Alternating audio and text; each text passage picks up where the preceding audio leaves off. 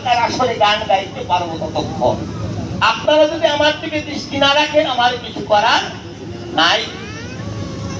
আমি নারদমণি আপনাদের কাছে দিচ্ছি শুনানি। আমি ব্রহ্মার মানসপুত্র নারদমণি, আপনারা জানেন ভক্তগণ। ব্রহ্মার 10 জন মানসপুত্র ছিল, কথা খুলে বলছি ভালো। এই 10 মানসপুত্রের মধ্যে আমি এক নারদমণি রই। সত্য কথা খুলে কই, আমি নারদমণি। আমার আছে অনেক গুণ। আমি ভিজা কাশতে ধরাতে পারি আগুন, আর জ্যান্ত মানুষ আমি করে ফেলাতে পারি খুন। এ হচ্ছে নারদমণির প্রধান গুণ। আমি নারদমণি হচ্ছি একদম সরল সোজা, সহজ সরল জিলপির মতো সোজা মানুষ। অন্তরে আছে ভাবো, ভগবানকে বিপক্ষে রাখিয়া এইবার তার সাথে একটু ভালো মন্দ আলাপ আলোচনা করব। দেখেন এইটা জগতের পরে কি বলবো, আপনাদের আদি গোবিন্দ কৃষ্ণ ভগবান।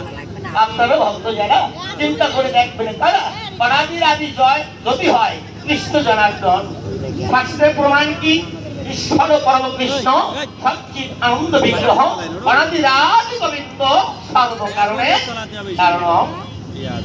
তো অনাদির আদি গোবিন্দ যদি সর্বকারণের কারণ হয়, জীব সত্য পরিচয়। চিন্তা করবেন ভক্ত যারা, অনাদির আদি গোবিন্দ যে জন হয় তার কি এই জগতে কোনো জন্ম মরণ